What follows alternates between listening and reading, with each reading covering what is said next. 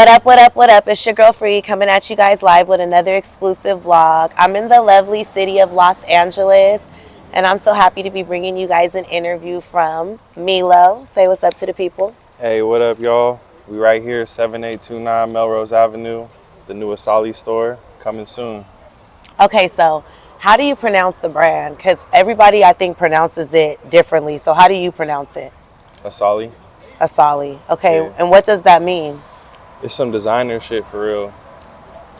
So, you know, like Gucci, Louis, Versace, Asaali. Okay. You feel me? Okay. So you Yeah. just made it up. Type shit. Okay. And the spelling of it, you made that up too as well? Type shit. Okay. We're going to get more into like how you came about all of that when we get a little later in the vlog. But I want to get a background of who you are, where you're from. Yeah, let them know who you are. Well, everyone know, I'm Nephew Milo. I'm from the Bay Area, Northern California. I'm a fashion designer. That's what I do every day. You're from the Bay? Yeah, I'm from the Bay. I never knew that. So how long have you lived in LA? 6 years. Okay. So what part of the Bay are you from? I'm from Northern California, like it's called Santa Rosa. It's like an hour north of San Francisco. Okay. What is it like out there in that area? There's nothing out there. It's just trees and shit. Like it's in the sticks. Okay. Where I grew up, there's nothing. Like we don't even have a gas station. It's nothing. Is there like hoods and stuff? Nah. What we have out there is prankster gangsters. So it's like meth heads that are all like gangstered out. Yeah. But it's not like no real hoods? Nah. What's the race predominantly? Is it black people, whites, Mexicans? Okay. And let the people know what you are. Because I know everybody wonders what you're mixed with. I'm black and white. Okay. So for you growing up out there, what were you like growing up? Tell us like a little background of like a young Milo growing up. I always just been the same. I just been like a creative ever since I was young, Always just been into art, music, skateboarding, shit like that when I was growing up. I used to be a little skater kid out in the streets all the time. That's pretty much all, like Who did you grow up with in the household? my mom. So it was just you and your mom? Pretty much, yeah. I didn't meet my dad until I was like 5 years old. He was in federal prison my whole life. So when he got out, I met him and shit, and he was like in a halfway house when I met him in San Francisco. And he didn't really come around too much. Like I would see my dad like once a year type shit, like for like birthdays and shit, Oh, okay. But, did like you have contact with him when he wasn't coming around? a little bit here and there, I try to call him and shit, but my dad wasn't really in the picture. My mom was on drugs too, so it's just like I really just raised myself. Oh, okay. Yeah. Okay, you didn't have nobody else, like a grandma, aunts, uncles? No, I don't have no family. Not a none at all? Not really. Like all my family is like in different states and shit, and I'm not really close with them. Okay. Yeah. So I really didn't have no family. I really just been a loner my whole life, for real. For real? Yeah. So when did you start taking responsibility for yourself? Like how old were you? Probably like 12, 13 years old, That's when I started like taking like the public transit, like the bus and shit, like moving around and like doing my own thing, making like getting food for myself and shit. My mom was out there like on bunk, so like. But where were you living? At her house? Yeah. But she wasn't there. Yeah, we had Section 8 housing. So like where we grew up, it's in the sticks, but it's like one of the cheapest places to live out there. And my mom didn't want to raise me in the projects. So like the next town over, like the biggest city over, I would have had to stay in like a project type environment, if I was in Section 8. Right. My mom wanted us to be in a house. So she moved us way out to the sticks where you could get a house on Section 8. Okay. It's like a ghetto ass. Was it you and other siblings? Did you have siblings? I had a sister. She's 7 years older than me, but she was never around. She would go and stay at her friend's house and shit. Okay, so just you by yourself. Yeah.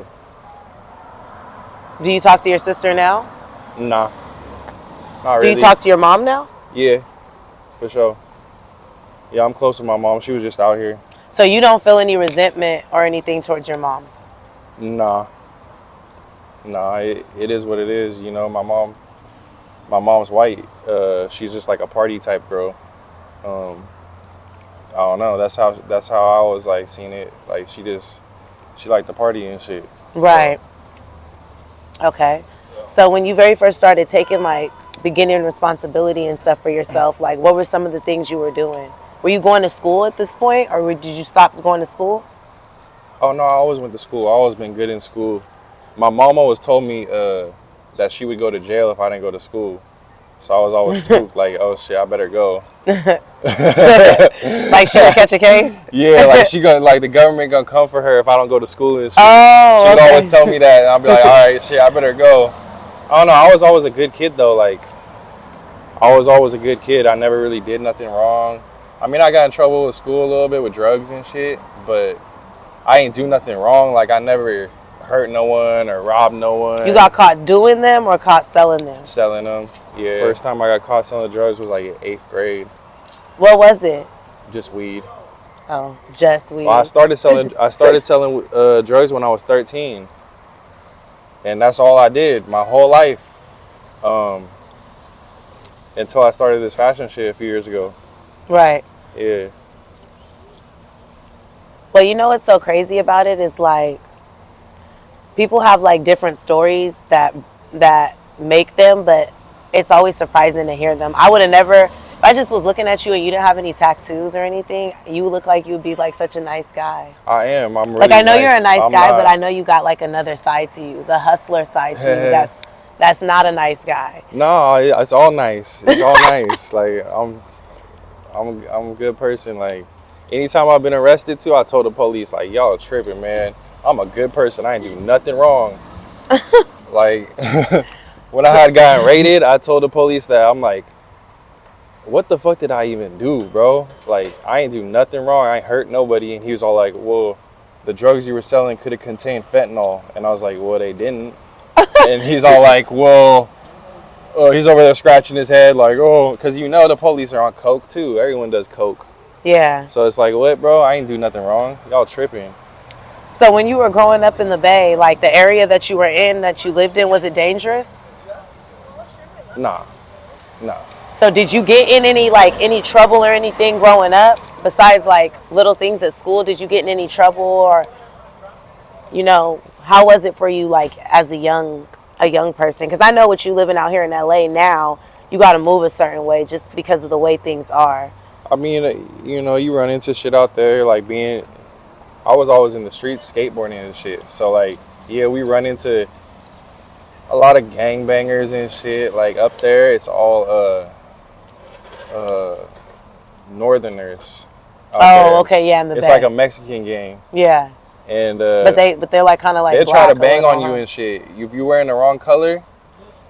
So, but where I grew up, it's like way out the way that it's in the sticks, like I said. So I wouldn't even encounter that until we go into town and go skating and shit.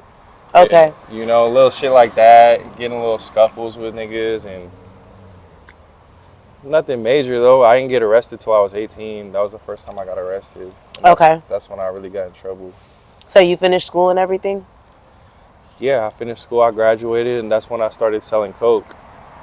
Senior year, when I graduated, I was like, we graduated to coke. And it was up from there. I just started, Yeah, so ghetto. That's all I knew, though, because, like... How did you get into that? Who introduced you to that? He doesn't do it anymore, but who introduced you to that? I don't know. I think it was just, like, my environment. Like I said, like, where I grew up, it's, like, a poor area. So it'd be a lot of, like, meth heads and shit out there. Okay. And so the people that I saw growing up getting money was always drug dealers. Like I looked up to the drug dealers in town and shit, And then my dad was a drug dealer. Like I said, I didn't meet him until I was 5. He was in federal prison. So my dad was a drug dealer, like a big time drug dealer. So I don't know. I just like In the Bay. Yeah, in the Bay. So it was just like that's just always what I saw as like an opportunity. I really didn't know anything else. That's all I knew. I just knew coke, and that's how you get money. Like, hey, you should go to college. You should do designs. Like, you talented. No one told me nothing. Like, I was just like, yeah, coke, that's money. So that's all I knew. With you doing that type of stuff when you were growing up, how did you transition from that to making clothes? Like, how did you get into fashion design, and when were you first introduced to the fashion design side of things? So I started off, I have another brand, it's called Thuggies. It's the first underwear with a pocket for holding drugs. And, you know, just growing up, trapping, that's always just like something we always did. Like, we always rocked Ralph Lauren polo boxers, and we keep our shit in there. When the police come and pat us down and search us, we have our shit tucked up in our underwear. So it was always an idea, like me and my friends growing up, like to make a brand around that, to make our own underwear that like represented what we were doing and shit, you know? And so when I came out to LA, that was one of my ideas I wanted to do, was I wanted to start the underwear brand. That was like, I was never thinking about doing clothes at all. Like, that was never even a thought in my mind. I just wanted to start the underwear brand because it was like some trapper shit. Like, that's right. And so when I came out here, I figured out how to make the underwear. I figured out how to do the package design and get a website up. And I figured out all this shit. And I was like, all right, fuck it. I could make whatever I want. And I was like, fuck it. At the time, I'm selling dope. So I got a lot of cash piling up. I'm hiding cash in the walls and shit, you know? Drywalling over the walls and shit with cash in the walls, like burying it in the backyard and shit. I got too much cash. I don't know what to do with it. And this was in the Bay? No, this was right here in LA. Okay. Yeah. So I had the underwear brand started, but I got all this extra cash piling up. I'm like, I got to do something with it. Let me invest in some clothes. The first design I did, it didn't really hit. I'm not gonna lie, like, it didn't really hit. What was that one? It was like this jacket. It was a bandana puffer jacket. I ended up giving them all the way to the homeless downtown. I just didn't like the way they fit and shit. I'm hella particular. Right. And like, I wasn't trying to like start off on a bad note with some shit that I ain't really wasn't 100% sure about. Blueface had worn it in a music video and shit, and it was cool or whatever, but I just wasn't confident about the product. So I kind of scratched that, and I was like, fuck it, let me invest in something else. Then I did the sweatsuit design. And as soon as I posted that shit, it was going up. I was like, damn, we got something right here. Right, that's the El Chapo, right? Yeah. Okay. How did you come up with that? Is that somebody that you just liked growing up? He's right here too, right? Yeah, Pablo, El Chapo, you know, I don't really fuck with those niggas like that, but they represent, I fuck with what they represent. You know? They represent drug culture and like, you know, drug dealing culture and like hustling, and you know, it's not really about them really, but what they represent. Right. To me. Right. Yeah. So that was the first design. Now, when you very first did the first design, did you do the first collab with Dub?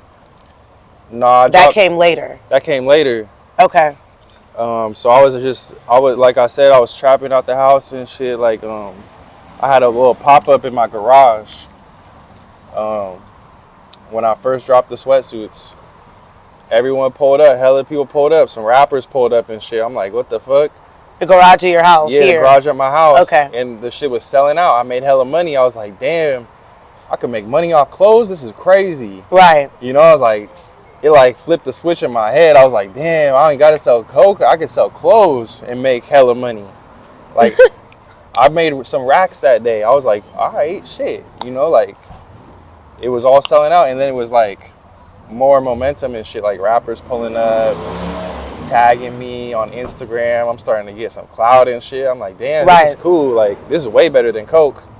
So let me ask you this. When you decided that you were going to move from the Bay to LA, how did you decide that move? Like, what made you transition from there to here? Initially, did you know anybody in LA? Like, No, I ain't know nobody. When I came out here, I knew not one person.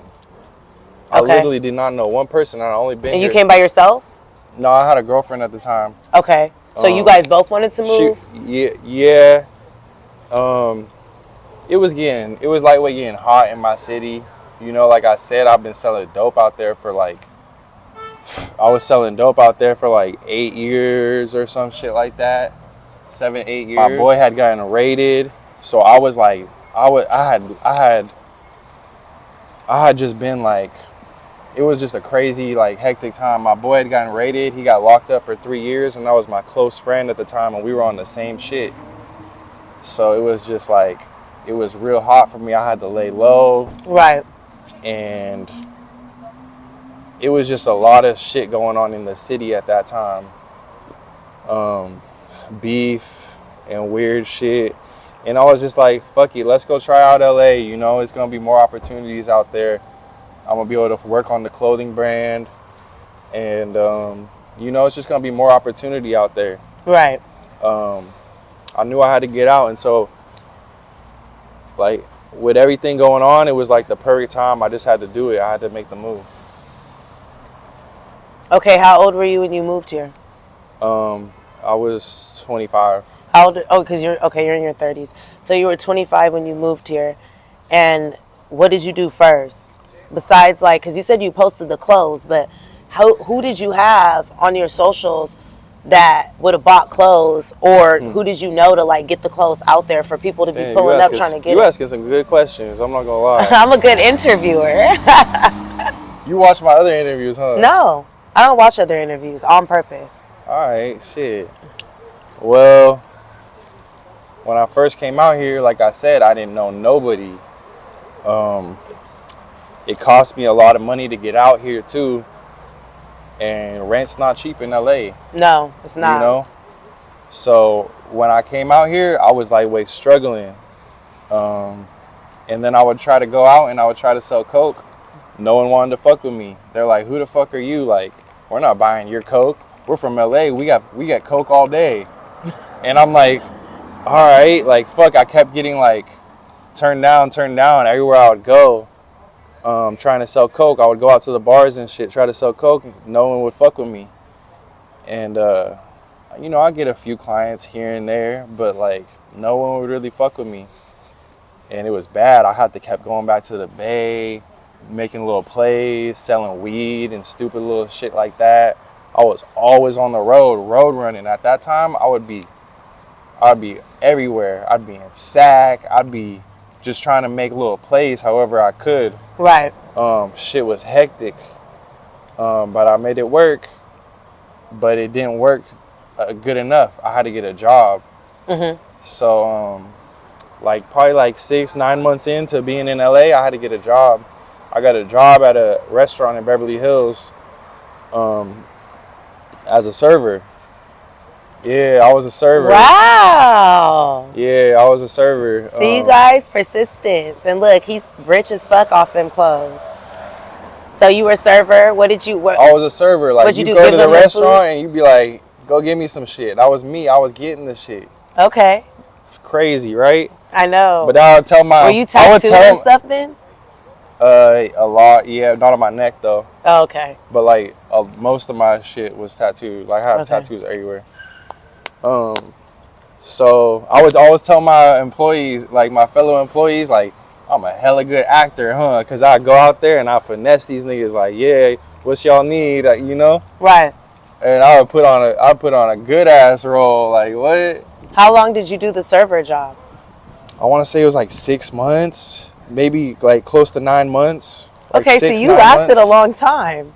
Nah, they was fucking with me, like, they was fucking with me hella tough. Because, like, when it come down to it, you know, I know what to do. I know how to do customer service. Right. I could run the whole restaurant myself. Right. They was damn near finna make me the manager right there. You know, all the people that work out there and shit, they not too smart and shit. That's why they work there. Oh, okay. Okay. You know, that's why they a server and shit, because they ain't really thought too much. Some of them servers I'll be working with were like 50 years old. I'm like, you still work here? That's crazy, bro. And you were what, in your 20s? Yeah, I was in my 20s, so I was like 25 right then. 20, Okay. 25, 26 type shit.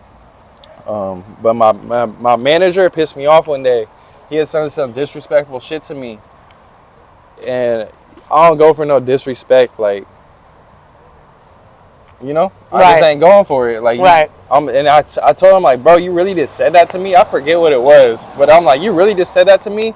And it was like this French nigga. So he was like, oh, voo voo la la la la. And I was like, damn, nigga, like that? Like, I've been working here for like 6 months, bro. Like, you really gonna disrespect me?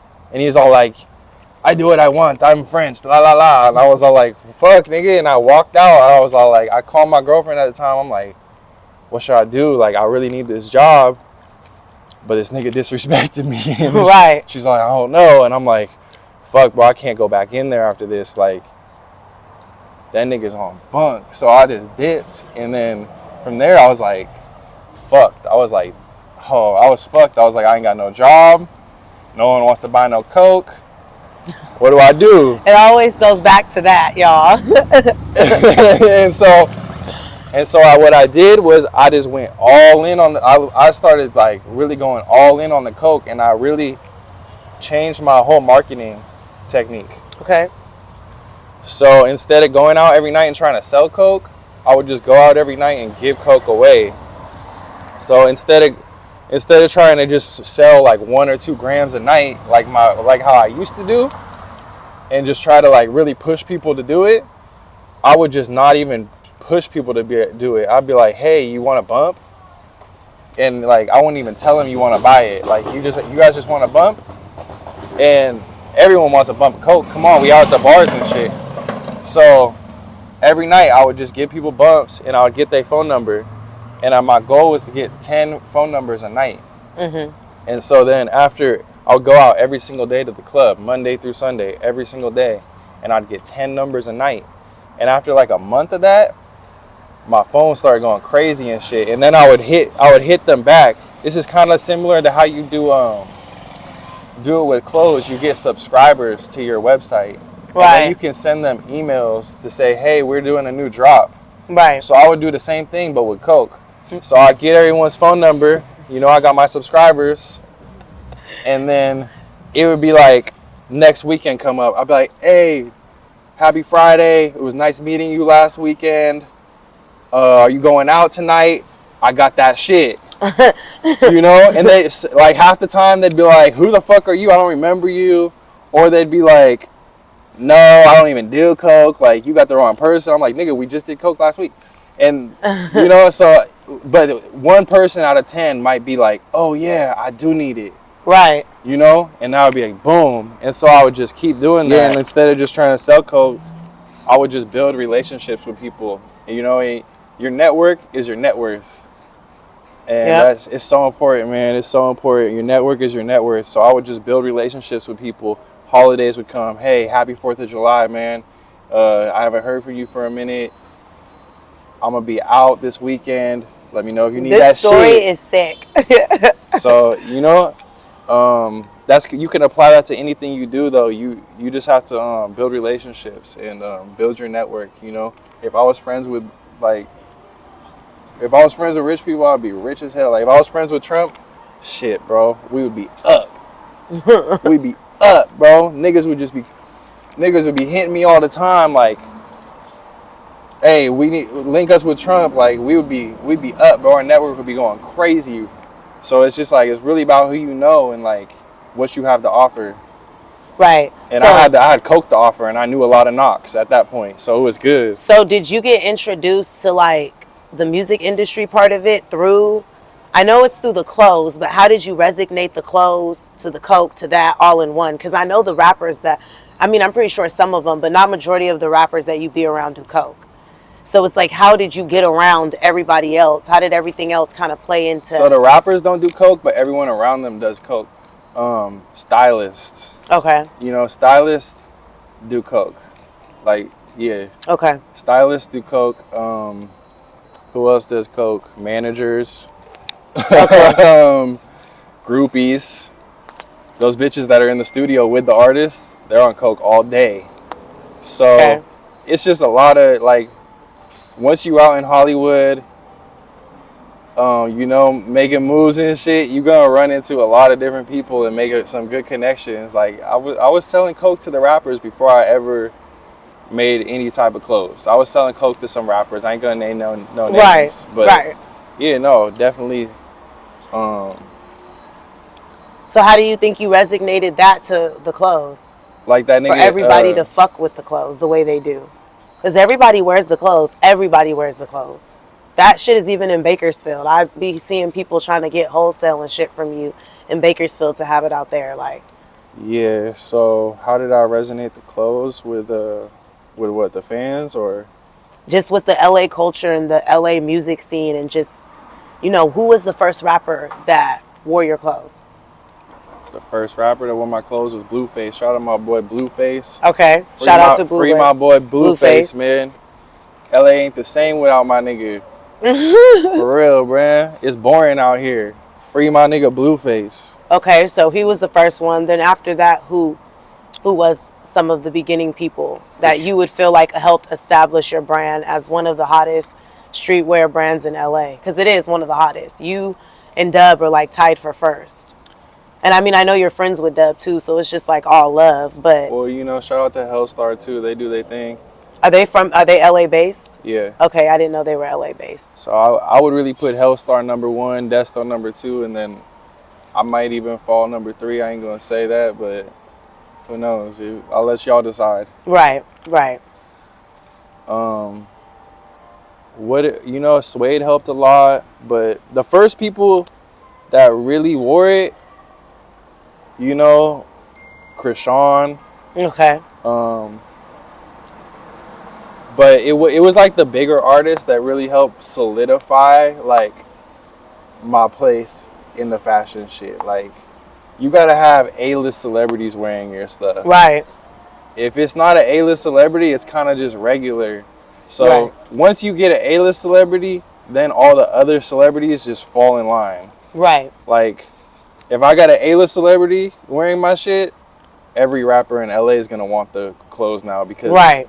there's no A-list Who do you celebrity think rappers. was the biggest one that wore it? Well, Koi definitely helped set it off. Coi Leray? Coi Leray. Okay. Shout out to Koi. Of course, Blueface, Koi, and then Sway Lee was also another big one that just Okay. people were just surprised to see it, you know. And shout out to my boy Sway Lee, real ass nigga. You know, I pull up to him in his mansion and shit. Right. Giving the clothes straight to the nigga, bro. He's cool as fuck. Right. How did I meet him? I forget how I met him. I met him at some parties. Like I said, you know, I used to be out in Hollywood. Yeah, So, out in that Yeah, scenery. so I just met him at some parties and shit. Got his number. He told me to pull up, and it was good from there. But it was like really those A-list celebrities. And then once I had the A-list celebrities, then everything else was easy. Like, every rapper in LA wanted to fuck with me. They're Right. like, damn, Sway Lee wears your shit, Koi wears your shit. Right. I want to wear your shit. Right. And then those are the people that actually went hard for the brand. You Right. know, shouting it out, tagging me, and like putting it on in their music videos and stuff like that. And you've done a lot of rapper collaborations with. Nah, I only done 2. So who are the rapper collaborations you've done? So I did a collab with DB Bout a Bag. Okay. Shout out to my boy DB, hottest rapper in SAC. And then I did a collab with EBK J-Bo. Okay. Shout out to my boy J-Bo, free him too. And you were in the works of doing one with Suede, right? Money Sign Suede, rest in peace. We definitely talked about it a bunch of times. We just hadn't really sat down to put it together. I always tried to include him though. Like, I had a couple t-shirts. Okay. I did a t-shirt of him when he was locked up. It was a Free Suede T-shirt, and then we did another T-shirt for him. I think it was like right the last time he got locked up. We did another T-shirt. Okay. But it wasn't like an official collab. It was just like in support of him. Okay. Yeah. All right. Explain to the people your relationship to him, because we see this is your building right here, right? With the murals? Yeah. This is the spot right here. This is the new Asaali compound. Okay, on so Melrose. This is Money Sign Suede for those who don't know, but I know y'all know who my friends is. And then of course Draco the Ruler. So it just kind of briefly explain your relationship to both artists. Oh, I didn't mention Draco too. So Draco was one of the first people to put on the brand too. That wasn't until a little bit later, once I met Desto though. Okay. But he definitely helped solidify my shit. You know, Draco's big on fashion. Yes. Yeah, Draco's a big fashion guy. So for him to put this shit on, it really solidified me too in the LA scene. Not a lot of people got Draco in their shit, you know. No, it's true. So not a lot of people had Suede in their shit either. Suede didn't wear a lot of people's shit at all, really. yeah, Suede had a lot of swag, you know. He wasn't like a lot of these other rappers who just be putting on anything. They put on any merch. I'm like, bro, y'all at least gotta mix it up, bro. That's why I fuck with my nigga Suede, bro, because he'd always mix it up with some fly shit. He'd have on some Bapestas or something, bro. Like, you know, these niggas want just like a lot of these rappers don't be putting nothing on, bro. They putting on whatever merch niggas give them, bro. It look bunk, it look ghetto. Like, y'all gotta switch it up, swag it out. And Draco always did the same thing. He would take one of my pieces, mix it with some designer. Right. You know? Mm-hmm. Make it feel different. That's what you gotta do. So what was your relationship to Suede and how did you get introduced to him? So Suede, shout out to my boy Phoenix.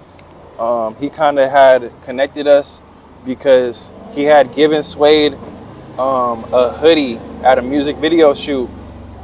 I think it was a video shoot with him and Phoenix and Bravo. Mm-hmm. He had given Suede a hoodie just to put some shit on, you know? Right. He said, you know, throw this shit on. And then I kept seeing these pictures of Suede pop up. And it was like hot new rappers. I kept seeing like Thizzler, all these little things posting him. And I'm like, who is this kid? You know? And I look him up. I see his YouTube's going crazy. Like millions of views and shit. Yeah.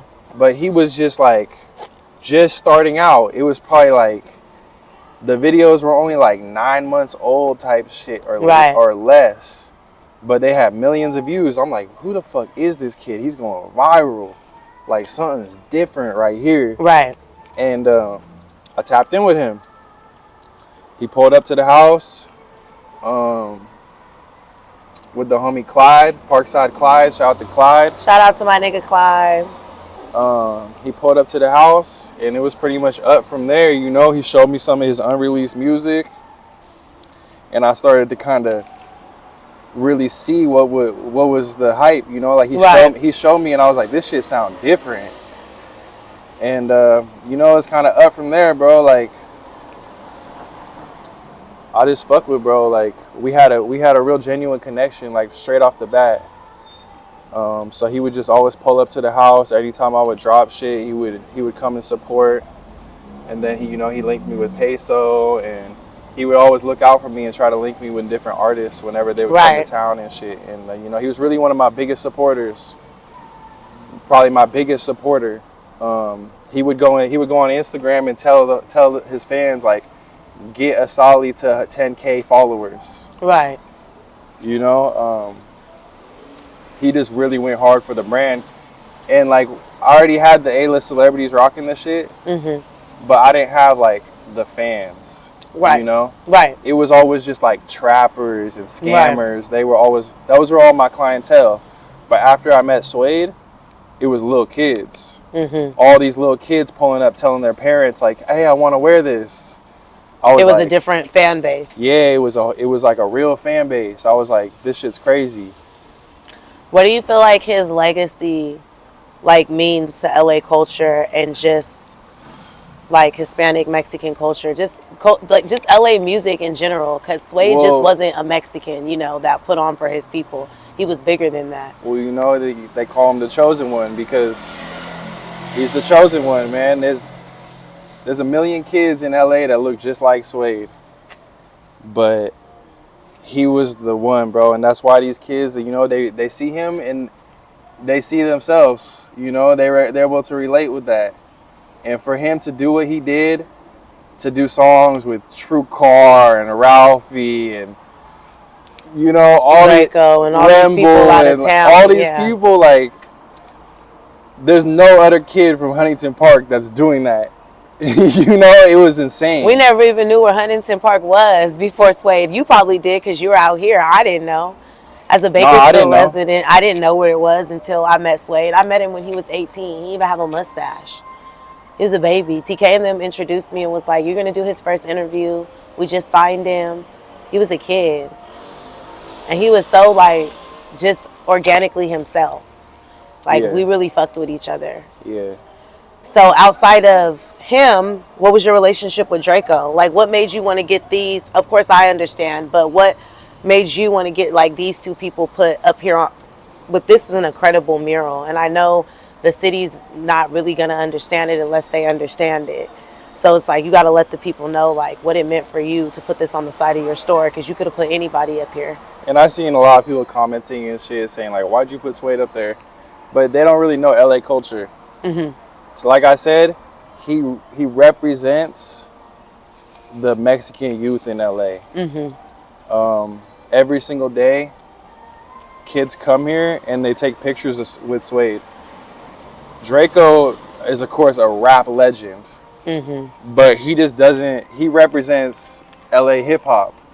Suede really represented, like, a different LA race, yeah. You know, and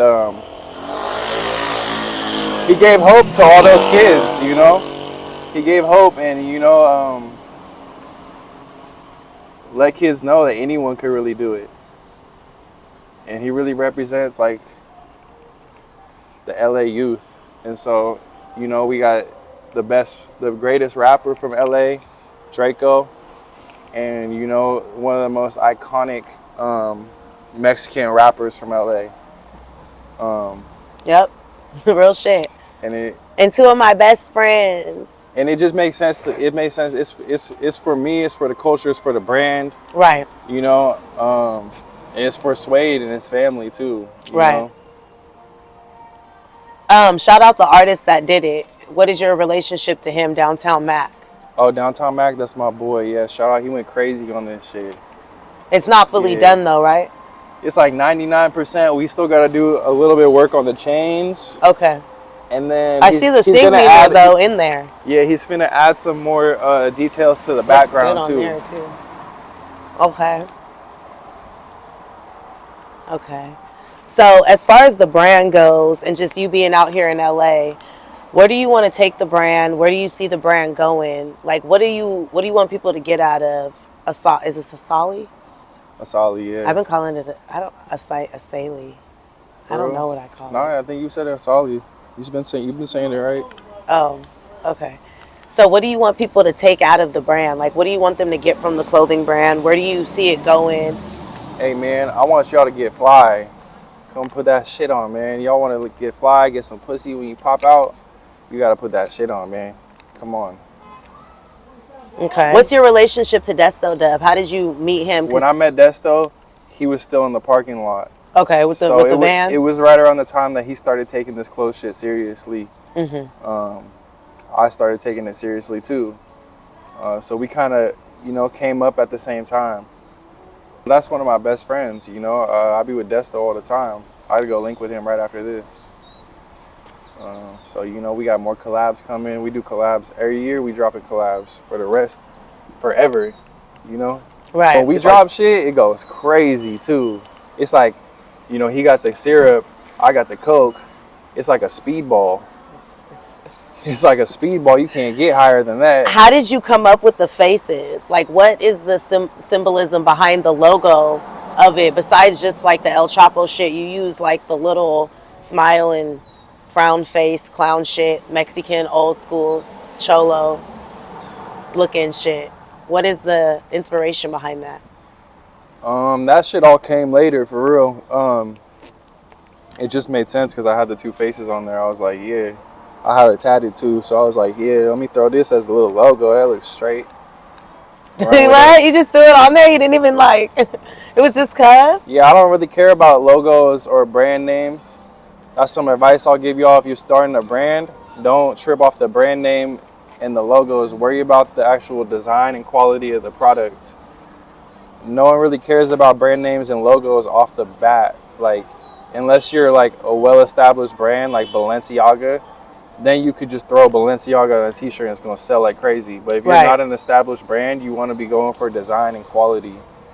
So how I came up with that shit, for real, it was on accident. Like, I had the Pablo and Chapo. We had a studio at my old house. I had the Pablo and Chapo on the wall.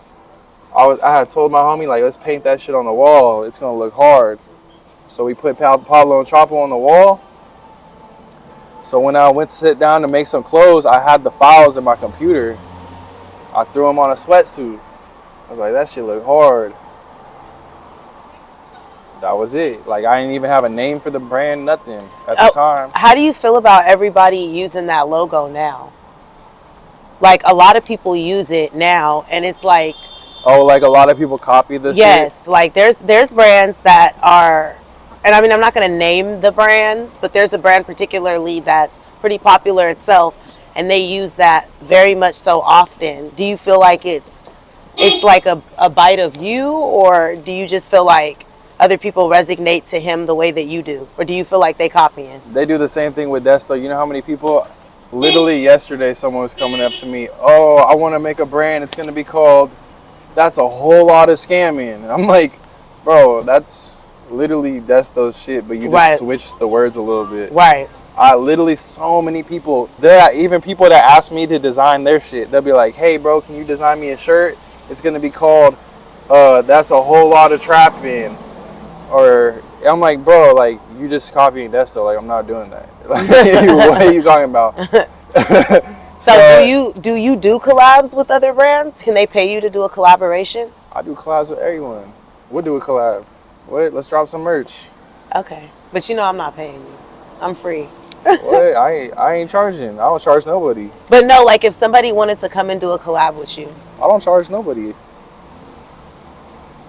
If you want to, the clothes cost money. Okay, so they'd have to be willing to get the clothes printed. The design, the production, all that shit costs money. But to use your design with them, you wouldn't charge them? It just got to make sense.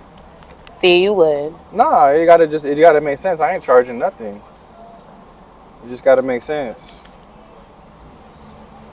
Okay. It's gotta make sense for both of us. Like, what's your brand doing? Like, how are you gonna add value to my brand, or add value to this drop? You know, I do collabs with everyone. I'll do a collab with a bum on the side of the street, man. Just let me know what the play is. If we gonna make some money, we gonna make some money.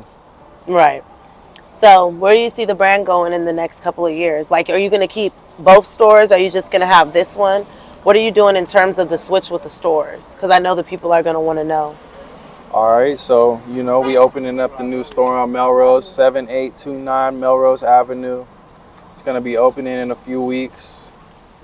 The downtown location will be closing, and then I'm gonna be looking at other states. You know, I'm thinking about New York, Miami.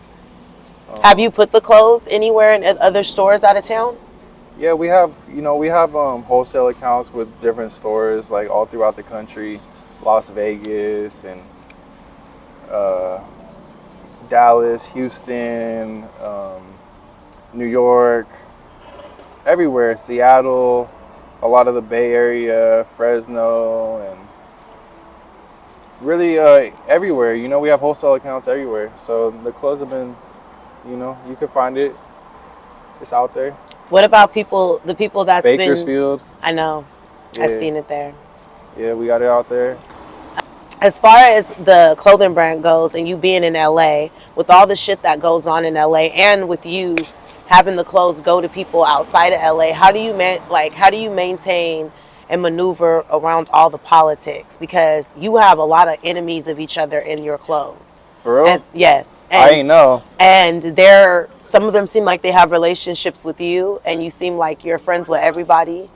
Not saying you know what's going on, but Nah, I got like 5 friends for real. There's a lot of different artists in your clothes that don't get along. So how do For you? real? Yes, I ain't know. we're not gonna name names, I but didn't how do even you know. maneuver? It's kind of like dub shit. Everybody wears dub shit. You see what I'm saying? So it's like, how do you maneuver around that? Does like the politics of the music industry and the shit that's going on like affect your relationships with people wearing your I clothes? just like good music. I like good music. With the culture of music right now, all of everyone's politics are falling into the music. Nobody's rapping about shit too much that they're not really doing. So nobody really gets along. Are you just in La La Land, or you not know that? I just do clothes for real. Like I just He design gives clothes. good answers. I just Niggas design don't like clothes. each other, Milo. You know this. I didn't know. I don't know who or what, but I'm a big fan of rap music. So it doesn't affect you. It doesn't affect me at Okay. all. I just do clothes. Okay. Yeah. I don't know. Bloods, Crips, Right. You know. all that. I don't know. Everyone could put that shit on. We got red, blue hoodies, whatever y'all I'm want. fucking screaming. No, but you know there's LA politics, and you know they're deep out here. You know, we out here in West Hollywood right now. I ain't seen nothing, no one politicking out here. So it look real lovely, La La Land. Okay. Good answer. He's giving good answers, but we know it's not the truth. LA So is a wonderful place to be, man. You just maneuver around anything, or you don't notice anything. I don't know, man. Me and my homies, we ain't got beef with nobody. Okay. For real. Like, I just be with Desto. I'll be with Bravo, and Oh yeah, you do be with Bravo. we So don't- what's your relationship to Bravo? I forgot about you and Bravo. that's just Shout out to that's just one of Bravo. my best friends. You know, like me and him just clicked, and I'll be on tour with him, and that's just my boy. You know? give like merchandise to the fans for him, right? I'll be giving like- merchandise at all the shows and shit. You know, I just do it for the fans. I do it for the people and shit. Okay. That's what all this is for. You know, we just do it for the culture. Okay. That's one of the reasons my brand is successful. Cause like, if I wanted to be one of these other brands, I could go pull out some money right now, go get some jewelry, some designer. Y'all would see me with some, you know, new whips. But I just put all my money back into the brand. That's why you see I got the whole block now. You don't see you don't see no streetwear brand that got the whole block in Melrose. Right. I put everything back into the brand. Right. I do everything for the brand, for the culture. What's your favorite brand? My favorite brand, that's off a lot of cough syrup, FTP,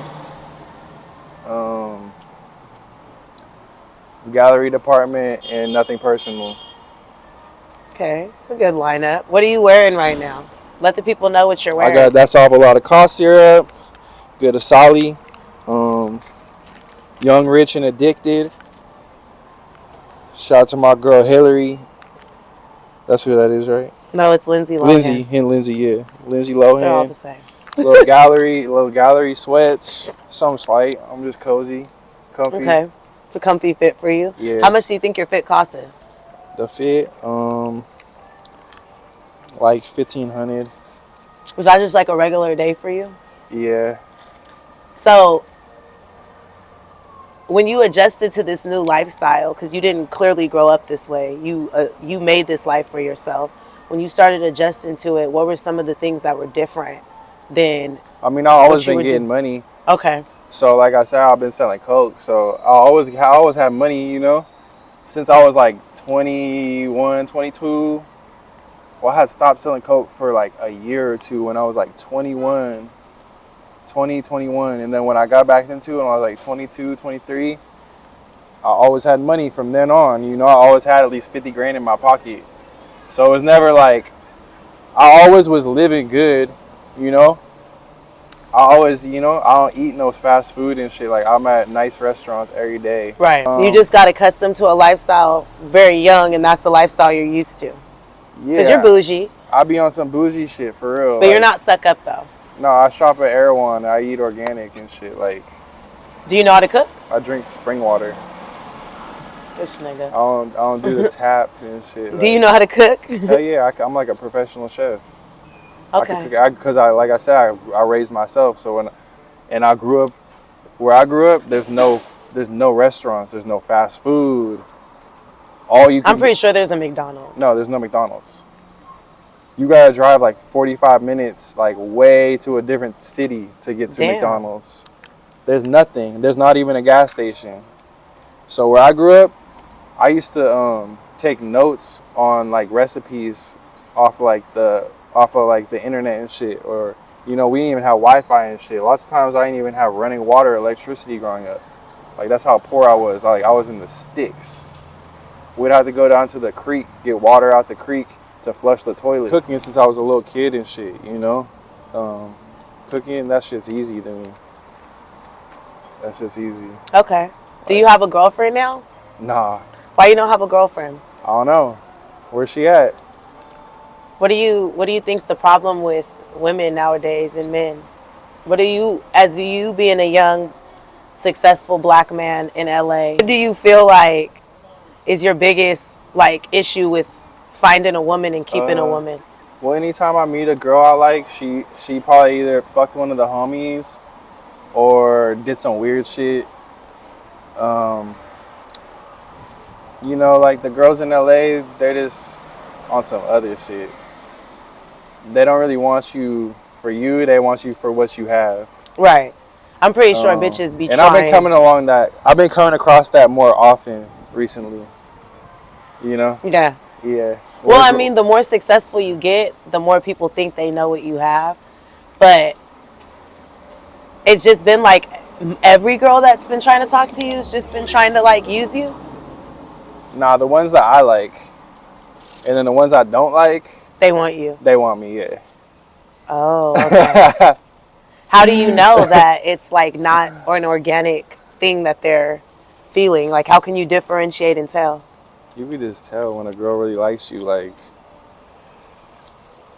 she gonna treat you a certain way. She gonna be hitting you up a certain way.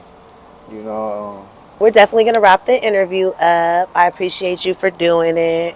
Y'all, he made me stand out here for almost an hour. I'm not happy about it. What? You do some squats. I mean, I do, but like this right here hurts. The whole lower part of my back hurts. I know my back is fucked up right now. From standing out here. Your Instagram's out and the clothing brand. I'm gonna put all the links to your shit in the bio, and let them know again where the store is and where the mural is. Yeah, man, it's Nephew Milo. We right here at the new Asaali store, 7829 Melrose Avenue. Pull the fuck up.